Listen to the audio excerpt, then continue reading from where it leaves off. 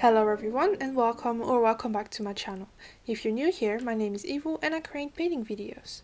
For today's painting, we'll be working on a mixed media painting. I'll be starting with gouache and then I'll also be using acrylics, colored pencils and oil pastels.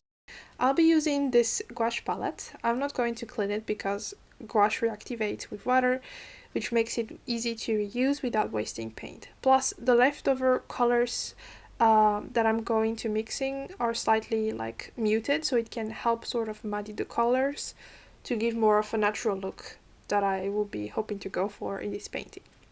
For the paper, I'm using the Fabriano Unicap paper. I think it's around 200 or 250 GSM, but honestly, any good thick paper that can handle water would just work fine. Our subject for today is going to be this beautiful reference image I found on Unsplash. I've linked it down below. Be sure to check it out and support the artist if you can. It's kind of, I think, clay vase or jug or pot, I don't know. And I decided to sketch this clay vase slightly off the side so we can also highlight the plant on the left, creating more of a balanced composition. So for the base layer, I'll be using some premixed acrylic colors that I prepared already some time ago. If you haven't seen how I made them, I'll link that video in the top right corner of this screen. You can check them out if you would like to. In the reference photo, you can see little hints of other tones like browns and purples, so I'm also incorporating those in my mix as well. I'm also making sure to add a variety of greens based on the image. This can help create more interest to the painting as instead of just laying down one flat color. Here I chose acrylics for the base because I'll be layering a lot, so I don't want the bottom layer to keep on reactivating, which can happen with gouache. And this way also I can work more frustration free, let's say it so. So for the vase, I'm using a loose mix of whatever colors I already have on my palette, a sort of like wishy-washy together. This creates more of a sort of a dynamic color of brown because there is also some green in it. And if you also watch the reference image, you can also see some other colors like red, pink red, some reflects of yellow, and I try to mix that in my paint here too. Also here on my palette I had leftover purple, so I just decided to add a little bit of it into my brown and just use that. So I just kind of like try to use whatever color is there and just respect the values of light and dark.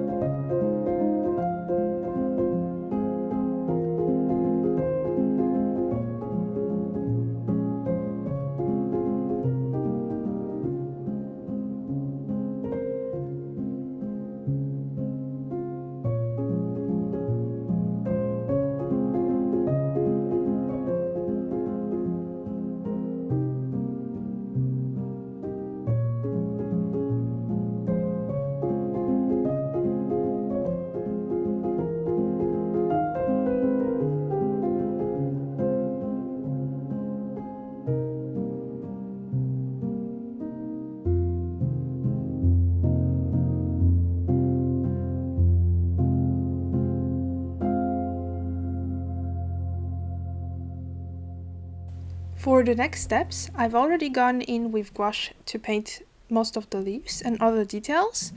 At this stage, I'm mainly blocking in the main shapes and using different colors to separate them. I'm also adding just a touch of light and shadow to each element to start building some dimension.